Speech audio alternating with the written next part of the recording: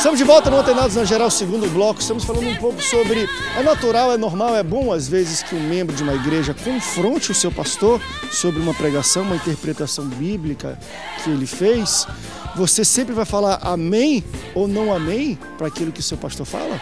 A gente tá falando aqui no intervalo um pouco até sobre um vídeo que estava rolando na internet. Que tem mais de 3 milhões de acessos. Não, bombou aquilo. Fala um pouquinho até, pessoal. Eu vi parte, mas é um pastor que fala, vá... Não, ele tinha engravidado algumas pessoas na igreja. E aí foi confrontado à justiça, um repórter foi lá. Ele não, está aqui, na palavra de Deus está escrito, vai e adultera com ela. O repórter, não, acho que até a mulher adúltera. Né? Ele entendeu adultera, mas ela estava referindo-se à mulher adúltera.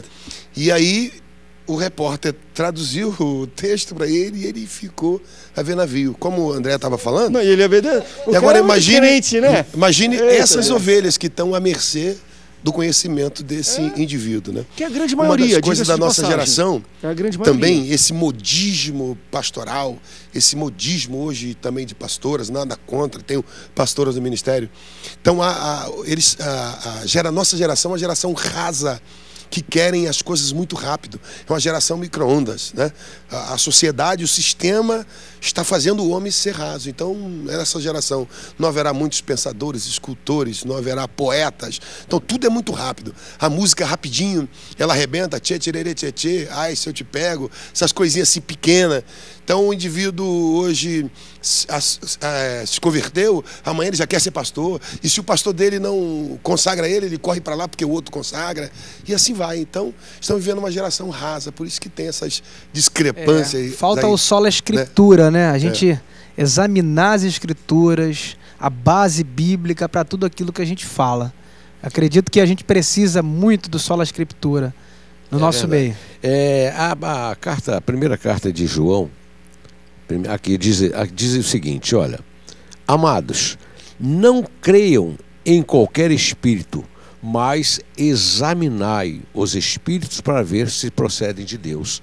A própria palavra, ela nos orienta a isso, a própria palavra. Vamos examinar. Ouviu? Ficou na dúvida? Vamos examinar.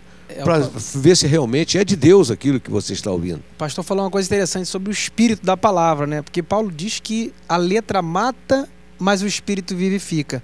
Quando você entende a Bíblia sem o espírito dela, pode trazer morte para a vida. Então a gente tem que entender a Bíblia com esse espírito dela. É o que Jesus veio, né, no Novo Testamento fazer. Os fariseus achavam que só matava o outro, só cometia um assassinato se matasse literalmente. Aí Jesus já dizia, se irá contra o teu irmão, já assassinou. Então, esse espírito da Bíblia que a gente precisa entender. Devemos ter 2 saquetéis, né? Retém aquilo que é bom e aquilo que é ruim, meu irmão. Coloca naquele saco sem fundo. E analisa tudo bereanamente, não é verdade? Aquilo que está sendo pregado e com muita humildade, provido de muito amor, entendeu? E confronta com o seu pastor com carinho e com muito respeito, que você vai... Que eu ia falar isso, com carinho e respeito. O pastor não se sente às vezes ofendido? Não, depende de como quem é você para perguntar? Eu estudei, fiz teologia... porque acho que a percepção que as pessoas têm, até de... Talvez muitas pessoas gostariam de chegar no pastor e questionar, mas tem medo. De fato, poxa, nunca fiz teologia, mas eu não concordei com aquilo. O pastor não se ofende? O pastor não tem medo dele se ofender e marcar ele, como você falou? Eu, por exemplo, falei do Chatonildo, que é aquele indivíduo que está ali... Não, mas isso aí que todo mundo já sabe. Que o problema dele é mais que a busca do conhecimento. O problema dele é psíquico, né? Então é por isso que ele é chatômetro. Ele tem um chatômetro na vida dele. Mas o que o pastor marca é aquele indivíduo que é altivo, que ele quer chegar ali e mostrar, quer apontar que o pastor errou, sem ter a graça da humildade, da simplicidade de chegar, a fim de esclarecer, no campo das ideias, tirar conhecimento, melhor proveito daquele texto. E se o pastor humildemente é um homem de Deus, ele vai entender que errou, que falhou. Não, a minha linha foi essa. Não, realmente falhei. Eu por exemplo, falaria. Errei isso aqui. No afago da emoção, em meio à eloquência, me deu margem para poder errar aqui. Eu acho que essa Pode humildade acontecer. tem que fazer parte do pastor. Tem que fazer. É o que eu digo lá também para alguns membros, né? Se eu estou aqui como pastor, é porque eu tenho uma capacidade de estar aqui. Consequentemente, sei mais, sirvo mais. Se tiver alguém aí que sabe mais do que eu, que trabalha mais do que eu, então eu desço e alguém assume meu lugar. Então o pastor acho que tem que ter humildade para reconhecer se ele errou, né? Eu, lá na igreja, se alguém me abordar, com toda a humildade, eu volto atrás se eu cometer algum erro. É claro que a gente vigia, analisa, examina o texto para quando subir no púlpito jamais cometer uma falha teológica, né? Que a gente sabe a grande responsabilidade que é subir no púlpito e pregar a palavra para aqueles que nos ouvem. Então, eu acredito que o pastor tem que ter essa humildade também, porque acontece, como o André falou, né? O cara às vezes não quer ser exortado.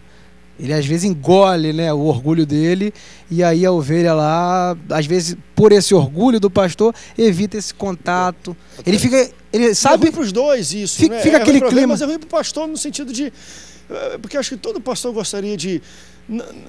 aquilo, ser questionado no bom sentido de você ver, poxa, a pessoa tá, de fato está tendo uma interpretação até, às vezes até inteligente, porque existem, e vamos lá, existem questões na Bíblia que dentro de uma igreja umas pessoas podem ter 3 ou 4 ou 5 interpretações diferentes, que não necessariamente tem a ver com um conceito geral ou central da Bíblia, que você lê de um jeito, e por isso que existem hoje linhas teológicas, por exemplo, né? Você vê da salvação de um jeito, você vê salvação de outro, um vê eleição, o outro vê não sei o quê. É normal se ter isso, e acho que quando um pastor vê que o membro está lá, pastor, poxa, eu estou com dúvida, por quê? Porque eu vim de outra igreja, eu li um dia e eu entendi que esse texto, Jesus estava falando isso, e eu estava dizendo que falou outra coisa. É bom para um pastor, acho que ele ter esse tipo de relacionamento, né, pastor Sebastião, com as ovelhas, e não ser muito complicado e orgulhoso e criar esse medo nas ovelhas. Não, sem dúvida. Quando eu falei no início que eu sou meio fechado, não que as pessoas não venham até mim, muito pelo contrário, eu tenho um rebanho que não me pertence, claro, mas um rebanho muito carinhoso, está sempre ao meu lado, tanto as irmãs, as crianças de um modo em geral. Aos domingos eu chego na igreja, elas vêm me afagar, me abraçar. Então, mas eu acho que o certo é isso mesmo. O pastor ele tem que reconhecer, bom, se o membro vier até ele, quer tirar uma dúvida, ele não ficou satisfeito com aquela palavra, ele quer tirar a dúvida. Eu acho que o pastor ele tem que reconhecer, ver se realmente, como o pastor aqui falou, não, realmente isso aqui, na minha empolgação, né, eu me empolguei demais e extrapolei isso aqui, não era realmente isso que eu gostaria de falar. Eu acho que é muito natural. Agora, eu quero mais eu anotei alguns textos aqui. Claro. Deixa eu... Pode deixar, André, aqui. É justamente Oséias. Vamos falar. Oséias foi usado por Deus, né? E Deus falou aqui, ó, o meu povo foi destruído por falta de quê? Conhecimento, né? Então, eu acho que nós temos que oferecer à igreja conhecimento. E se nós estamos ali como líderes, nós temos que ter essa condição de oferecer àquele que vem até nós conhecimento. Se teve dúvida, vamos tirar a dúvida, tanto a minha quanto a dele, porque se ele tem dúvida, eu também. Nós como pastores, como já foi falado aqui, nós não somos o dono da verdade, a verdade é a palavra de Deus, nós não somos o dono da verdade, então nós temos que ouvir aquela pessoa, está na dúvida, vamos juntos tirar essa dúvida, esclarecer para o rebanho. Uma dica que eu sempre dou é a mensagem expositiva, né? Porque às vezes uma mensagem alegórica, ela pode correr riscos, dá margem para um rapaz pregou lá uma mensagem alegórica, tu vê que o texto não estava dizendo nada sobre aquilo, o cara criou uma mensagem em cima de um texto, e aí o povo, ouvindo isso, acaba se confundindo, né? Então a expositiva, expondo versículo por versículo, o texto todo, é mais fácil e menos risco a gente corre de errar, né, e ensinar algo que não convém. E outro detalhe é que você está diante de um público heterogêneo. Perfeito. Então ali tem gente de tudo quanto é nível. Tem um cara ali que tem 2, 3 pós-graduação. Tem um camarada ali que é professor formado em docência superior. Então você não pode cair nessa tentação que você é o sabichão, é o dono, é o cara perfeito. Tem que estar provido com a capa da humildade, entender que é possível errar, é possível falhar. O estado do espírito do pastor também influencia no seu sermão, influencia, né, na sua elegância no altar, no seu comunicar, né, da mensagem, da forma que ele ama as ovelhas. Então, o indivíduo que é líder, esse é um programa que muitos pastores ouvem, esse programa, tremendo isso. Então, tem que estar provido dessa capa de humildade, saber que a ovelha, aquela ovelha que tem um conhecimento, que anotou um ponto, ela pode vir confrontar e ambos chegar a um denominador comum, né? Bom é que veja tudo que você vai pregar antes de pregar. A gente daqui a pouco tem que ir para o intervalo, mas eu queria levantar uma pergunta que eu acho muito interessante, porque até o momento nós estamos um pouco debatendo sobre discordância, porque você acha que leu e entendeu diferente do pastor. Não necessariamente, o pastor está errado ou está querendo manipular a Bíblia para me passar uma coisa. Porque para mim são duas coisas diferentes. Uma coisa é, pastor, discorda daquilo que o pastor está falando, outra coisa é falar, o pastor está manipulando a Bíblia para querer passar um ensinamento de uma maneira, e você passa da questão da tirar uma dúvida e discordância de interpretação para desconfiar, né, não acreditar, não dar credibilidade para o que o seu pastor fala. Quando uma pessoa chega no momento dela enfim, sentir uma desconfiança, literalmente, do que o pastor está pregando, e ele manipula, não é que ele está errando, mas ele está usando porque ele quer daquele jeito. Você acha que aquilo é um ambiente saudável para uma pessoa continuar? Se o cara está ali, ele entende que o pastor dele, ele não confia muito no que o pastor dele diz, por causa de outra coisa que ele já viu dizer, e criou uma desconfiança no pastor. Como é que se resolve uma situação dessa? Vocês entendem? Ele já desconfia, ele acha que o pastor manipula a Bíblia. Não é lugar mais para ele ali, né? Ele já está bloqueado psiquicamente, ele já está armado. Então o conhecimento não vai entrar nele, porque ele está sempre no campo da desconfiança, né? É diferente do indivíduo que discordou de um ponto por causa de uma interpretação, a fim de buscar um conhecimento maior. Olha, eu estou vendo tudo, não acredito em nada, mas vou buscar a verdade em cima desse pensamento, desse tema. E um cara desse é diferente desse indivíduo, né? Que busca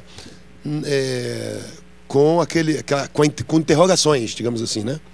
Que é uma base também para você buscar conhecimento para si. Pastor, que é complicado. E existe gente assim, não, tá lá existe. Agora, acha que o pastor está me manipulando, e o cara meio que não confia mais na palavra do pastor. Não, sabe, no ouvido dele, ele sempre vai ouvindo mas será que isso aí é isso mesmo? Será que ele não quer falar isso por causa daquilo? Quando um membro está desse jeito, a igreja daquele pastor é um bom local para ele ficar. Vamos para um rápido break, daqui a pouco a gente volta para falar um pouco sobre isso. Porque tem muitas pessoas, às vezes, que estão assim, acham que o pastor já está manipulando muita coisa. Vamos debater um pouco sobre isso no próximo bloco do Antenados na Geral. Não sai daí, o Antenados na Geral volta já já.